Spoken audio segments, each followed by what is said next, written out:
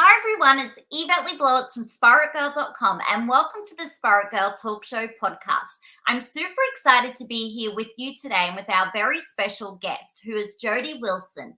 She is a photographer and author, and her brand new book is Practising Simplicity. It's small steps and brave choices for a life less distracted, and it's published by Murdoch Books here in Australia.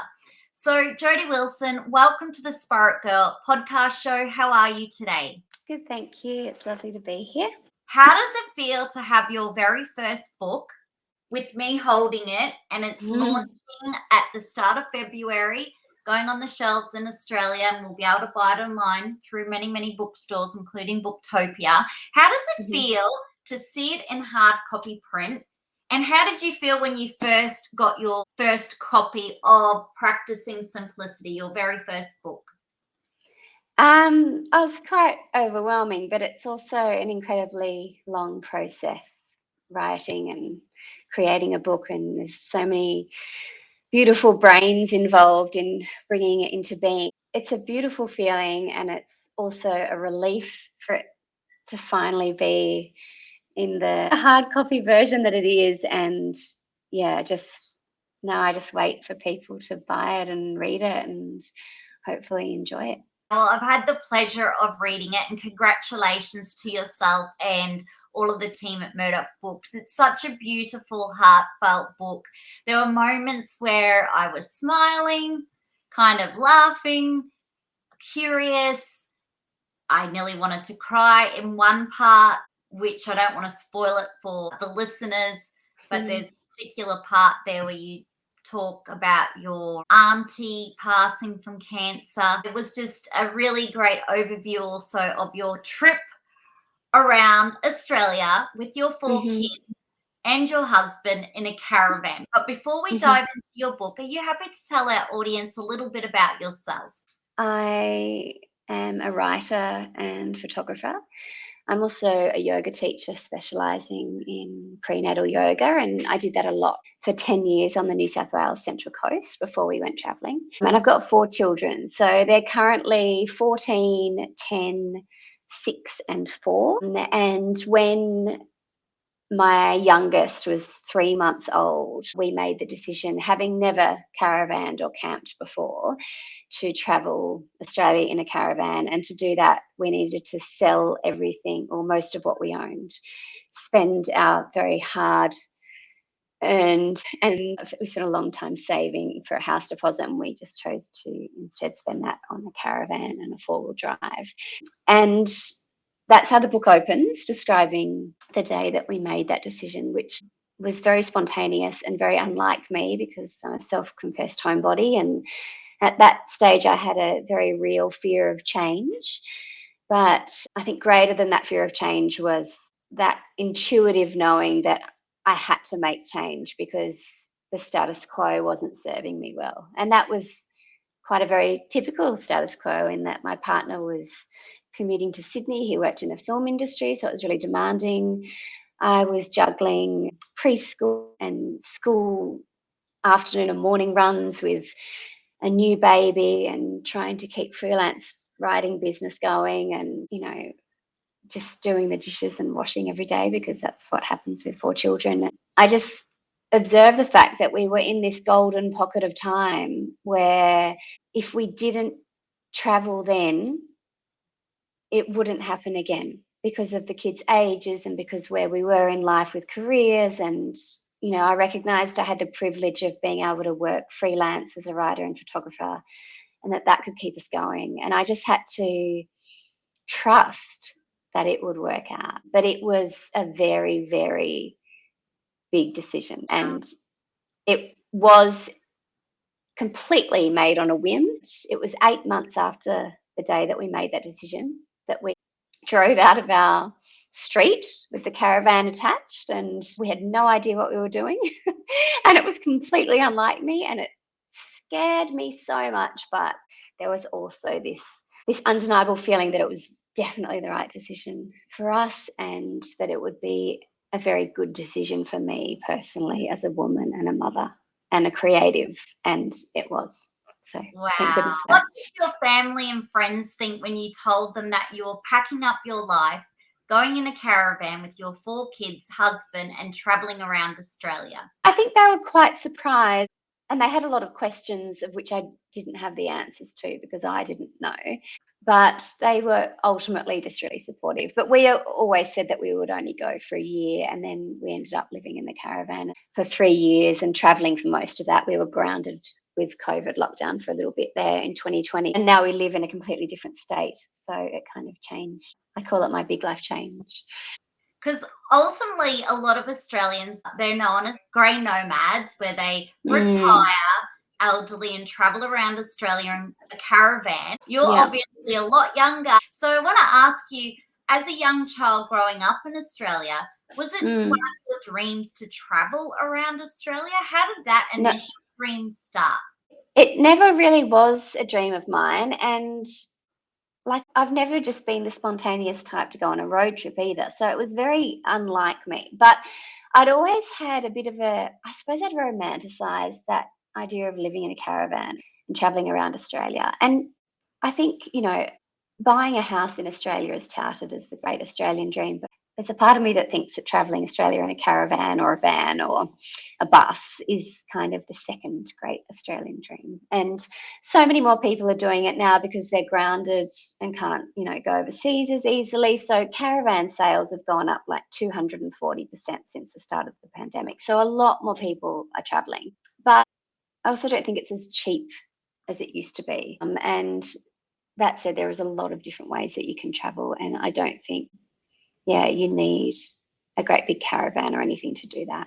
And as I say in the book, because, most of the people that read my book are not going to sell most of what they own to live in a caravan.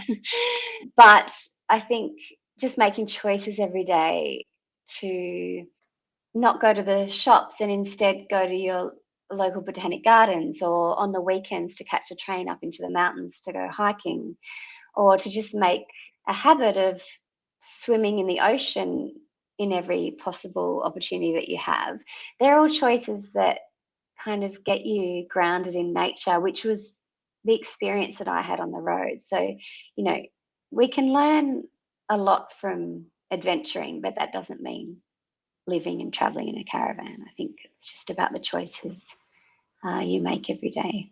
And when it comes to the title of your book, which is Practicing Simplicity, why Mhm. did you decide to choose that title, and what is the meaning behind your book title? Well, my blog has been titled Practicing Simplicity for quite a while, and I've always been intrigued by the concept of simplicity. And I've really explored it a lot as a mother and a woman over the past kind of 14 years. And I feel like it's a term that's really been hijacked by aesthetics. So when we think of simplicity, we think of really minimalist aesthetic and white walls and linen bedding, and I think it's kind of detracted from the fact that a simple life is often quite messy, and it's not something that we're out to complete.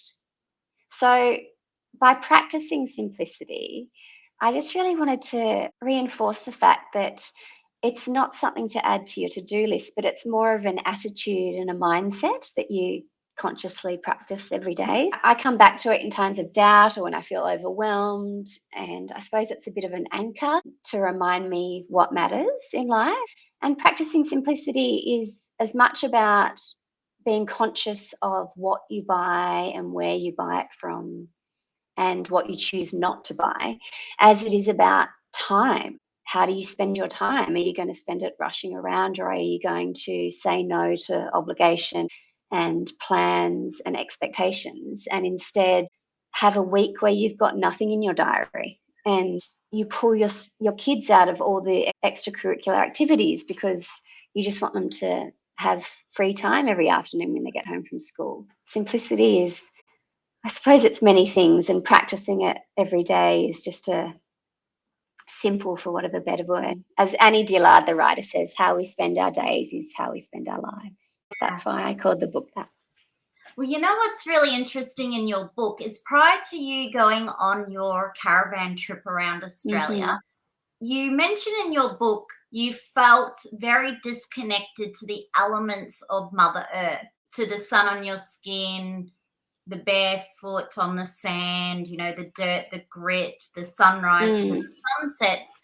And that by going in the caravan around Australia, it allowed you to reconnect with nature and to become one. mhm. Can you share a little bit of an insight with that for our I listeners? I feel like it just in our busy day-to-day lives, and particularly with children, and particularly when we're very much online and connected in a very disconnected way, we're not really connecting to nature. And I'd spent my whole motherhood encouraging my children to go outside and get dirty and don't come in till dinner time, and yet I didn't apply that same discipline to myself. And so one of the things that I never expected from the caravan trip, but which is the natural consequence of living in a very small space, is that you naturally gravitate outside. So we would spend 10 to 12 hours a day outside, regardless of the season or weather or where we were.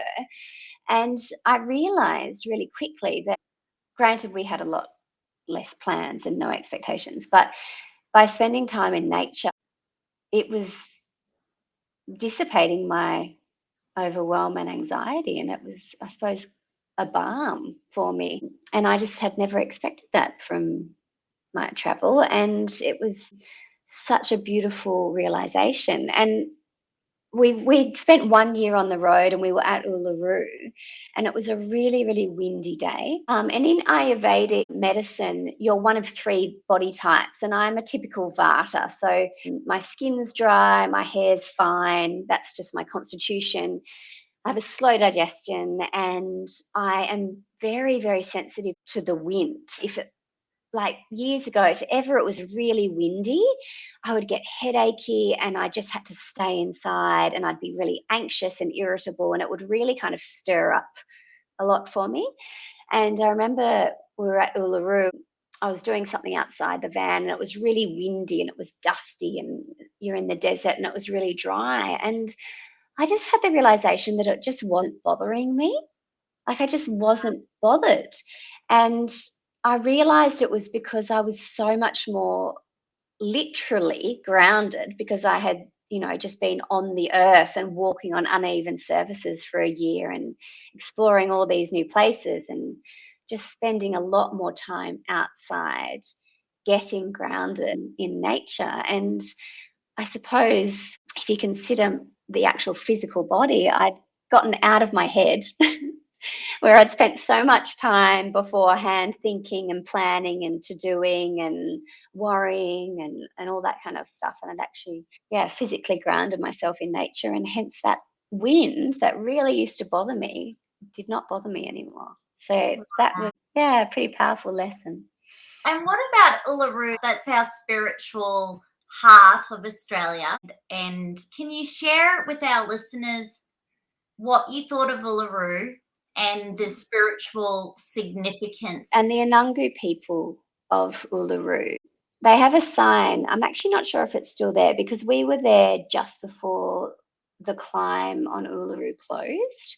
So it was quite an interesting time to be there, because a lot of travelers were going there because it was their last chance to climb it. But all around the national park are signs that explain why the Anangu people don't want you to climb. And, they're very, very clear explanations as to why they don't agree with climbing, because Uluru is very sacred to their culture.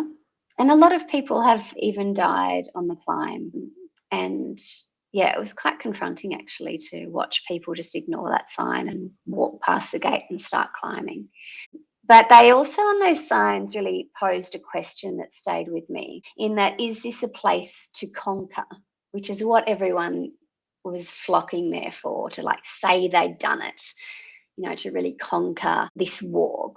Or is this a place to connect to? It was just one of those messages that just cracked me wide open, because it was such a brilliant example of the way the whole world has been treated, in that we have aim to conquer it instead of connecting with it and learning from it. But it's also how many of us are in life, out to conquer and hustle and drive instead of kind of sit back, connecting and living in a way that feels and is right and good for our personal selves. So yeah, it really stuck with me. Yeah, I was very grateful for that. To be asked that question in such a significant place in our country at a very significant time. I think about it a lot. It's so beautiful, that story. And when you talked about that message that you received, are you here to conquer or here to connect? You obviously were able to look at Uluru and connect. And you mentioned there's like a bit of a light show that happens on sunset, and you had this immense awe, and you were just really blown away by the beauty of this spiritual Uluru, and you could really feel that the beauty within it. So for someone who hasn't been to Uluru, what would you suggest? They just sit there and take it in? Or were you trying to capture the moment? Because these days everybody's got the cameras out and they're trying to get the perfect photo. But did you find that you had to have moments where you just sat and connected, phone free and photo Yeah, free? definitely. So you can actually drive all the way around Uluru, and there are parts where you can park and walk and just kind of sit there. And that's what we did most days. And we were there for about 10 days, which is probably a lot longer than what most people spend there. That's how we traveled. We just traveled really slowly, and we spent long stints of time in places because we wanted to experience places and not kind of just tick them off the list and move on to the next.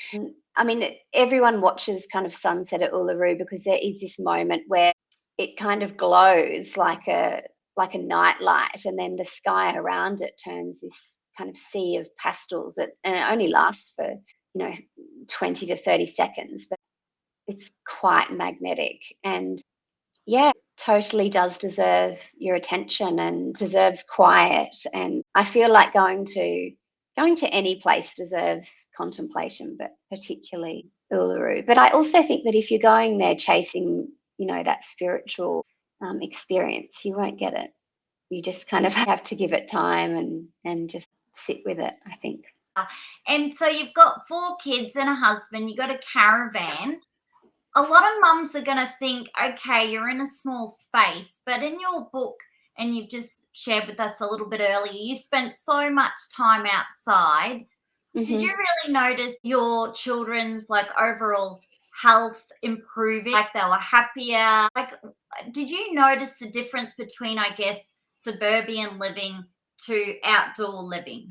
Yes, absolutely. So we didn't hardly get sick for the 3 years we were on the road. I think that's probably got a lot to do with the fact that the kids weren't in classrooms. But we had amazing levels of vitamin D, and we were just outside in the dirt every day and swimming, and we were eating well, and we were kind of following the sun instead of clocks, and we weren't rushing everywhere. And there are elements of stress when you're traveling, and I do detail those periods of quite significant stress in the book. We only kind of watched screens when they were doing schoolwork, which we did via distance ed, and when it was raining, and we'd watch a movie. So it was a very different lifestyle, and it's one I'm really grateful for, and it's one we've really tried to carry into our life now that we're on the other end of that experience.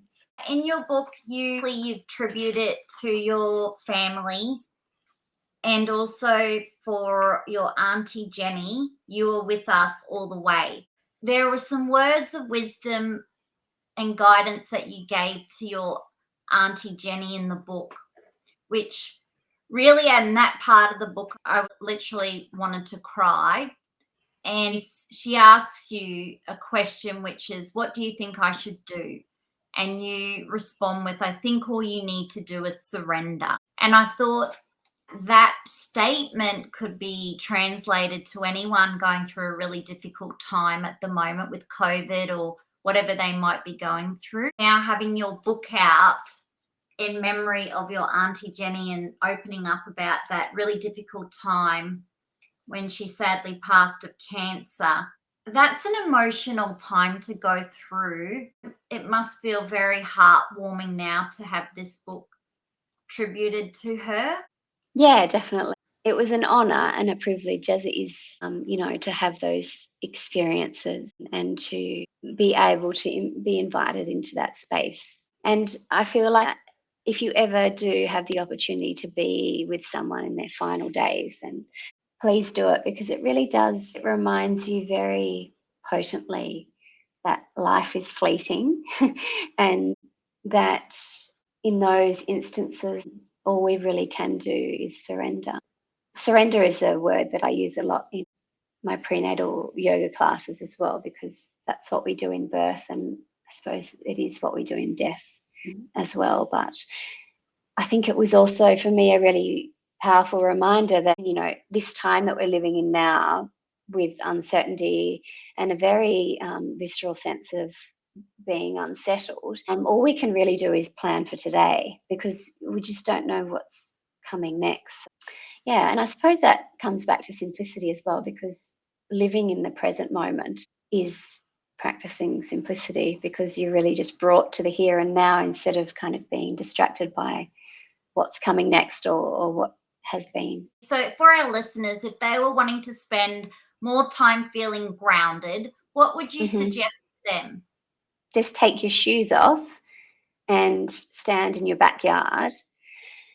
Make a conscious choice to just walk slowly and gently around your neighborhood and become aware of nature that exists everywhere, whether it's dandelions poking through the pavement or free veggies in your local food little stall or your neighbour's rose garden. There is nature everywhere, regardless of where we live. And just making a point of going out to it, and even when life feels really hectic and you've got a lot to do, because ultimately, even just standing outside your house and looking up to the sky at night, I think the expanse of nature, whether it's the ocean or the sky or the forest, or even the intricacies of it, whether it's a new bud on your indoor plant or the potatoes that are sprouting in your pantry, there's perspective there. And I know it helps me get grounded. And there's doctors all over the world now that prescribe time in nature to heal all kinds of ails. So time in nature lowers blood pressure and it helps alleviate the symptoms of depression and anxiety. It's being prescribed, so why not prescribe it to yourself? And spending so much time on the land, traveling around Australia in Mother Nature, connected to the environment, you obviously have a strong passion now to look after our earth, our environment, our nature. How do you now introduce those practices in your day to day life now that you've gone back into a house, you've got the kids there? Well, I think when you travel Australia, or you travel anywhere really, you notice that there's a lot of beauty all around, but there's also a lot of rubbish. People generally, we're buying more than we ever have, and to the detriment of nature. And so for me, it's really about making conscious decisions about how much I buy, what I buy, and generally I purchase secondhand for clothes and homewares. And we've just bought a house, so we're trying to buy secondhand, whether secondhand blinds for the windows or couches, and that requires patience and persistence, and it's definitely not as easy as hopping on online and buying something new, but I think it's definitely the better choice. And in terms of food, it's just really using up everything that you can, so you're not wasting food. It's choosing to take your keep cup to the coffee shop instead of buying a takeaway cup. It's all those little decisions that add up. But I also don't believe that it can be all up to us, because systematic change is so essential, and that is state and federal government. So I think the biggest thing that we can probably all do this year is make sure that we vote in the federal election, and to be really educated on our local candidates and to make choices, because we're not in a good place as a country in terms of climate change and any decisions being made for our future. So I think ultimately that's the most powerful thing we can do this year. I think it's action to call, because our environment it's in desperate need urgently, as David Edinburgh said in very clearly in his talks, it's really urgent action to call. Jodi, now you've got your book out, you've got 4 kids and a husband, you've just bought a house, so you're moving house. How do you actually practice self-care, and what are some of your self-care rituals? I don't really agree with the term self-care. I think it's kind of been hijacked by pedicures and massages, and I feel like self-care really is just making sure you drink enough water every day. And for me, it's making sure I get enough sleep every night. And it's switching off from screens. It's eating really well. I've just been diagnosed celiac. I've just been really focusing on whole foods and feel so much better for it. It's swimming in the ocean every day at the moment, even though the water is freezing because it never warms up here in Tasmania. But it's kind of this glorious, jolting awakening every time I dive in. Yeah, reading books every day, reading books, actual books, and not on a screen. I just love that experience. They're my self-care rituals, and I think that's one thing that I'd really like to focus more on this year, kind of publicly on Instagram and as promoting the book. Self-care isn't running to get that massage, but it's actually drinking enough water, checking in with your mental health, like making an appointment with your GP if you're feeling like you're not doing that well. Going for a gentle walk every day doesn't have to be an intense session on on YouTube or whatever, and just ultimately being kind to yourself, which I think is absolutely essential at the moment. And I love your philosophy on self-care. I'm very much the same, where it can just be sitting literally on my yoga mat and connecting with my breath and just feeling like the sun beaming through on my face, or going for a walk and connecting with the elements of Mother Earth, or just like you said, drinking enough water or getting enough sleep. And as much as I love to visit the spa or have a massage, realistically, that's every so often. So self-care to me is really that gratitude journaling. And I, like you, love to read, avid reader, and I picked that up in your book as well, that you love to read. What is your hope for your newfound book readers of Practising Simplicity? I hope it's just a book that someone will pick up when they feel that they need some comfort, and a bit of guidance and a bit of a reminder of what matters. And I hope it's a book that people dog ear and underline passages and aren't afraid to get tea spilt on it. And I really hope it's a book that people buy for their friends and loved ones when they're going through a bit of a crossroads, or they're just feeling a bit unmotivated and uninspired, and they need kind of the permission to, as I say in the book, to step off the treadmill and forge their own path, whatever that may be.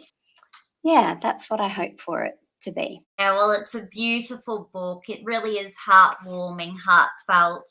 You're a beautiful writer. You really take us on your journey in such a beautiful way and connect us to the elements of Mother Earth, and really give us a great insight to what it's like to just pack up the house, get that caravan, get that husband and the kids in it, and then just your appreciation to the wind and the sand and the dirt and the seasons, and your ability to pick up on the spirituality of the country of Australia, and acknowledgement to our elders and creative ancestors and community is really, really beautiful. And all of your daily habits that you've shared in here is incredible.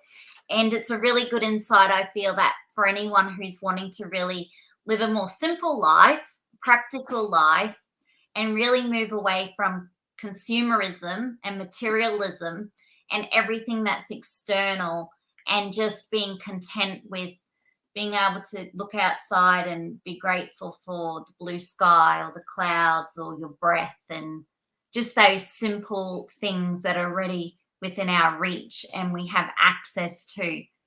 And it's just such a great reminder how we have to reconnect with nature. And I think your book is a great reminder how instead of spending, say, 4 hours online shopping, we could go down for a swim in the ocean, or a walk around the botanical garden. So Jodi Wilson, thank you again. I'm super grateful we had this opportunity to chat to you. Congratulations again on your book. How is the best way now for all of our Spirit Girl global audience to stay in touch with you after this podcast show? You can follow me on Instagram at Practising Simplicity, or my blog is practisingsimplicity.com. Beautiful. Well, thank you, Jodi. Congratulations on the book. We'll say goodbye to you. It's been an absolute pleasure. Love your book. Great read, heartwarming, a really good Aussie book. It's a feel-good book that anyone of our Spirit Girl audience would love to pick up and just be immersed in nature and your lifestyle, which was an incredible experience. So thanks again. Thank you. Thank you. We'll say goodbye to Jodi Wilson. Be sure to subscribe, to leave a 5-star rating and review, and to tell someone you love to. And together, let's feel good from within.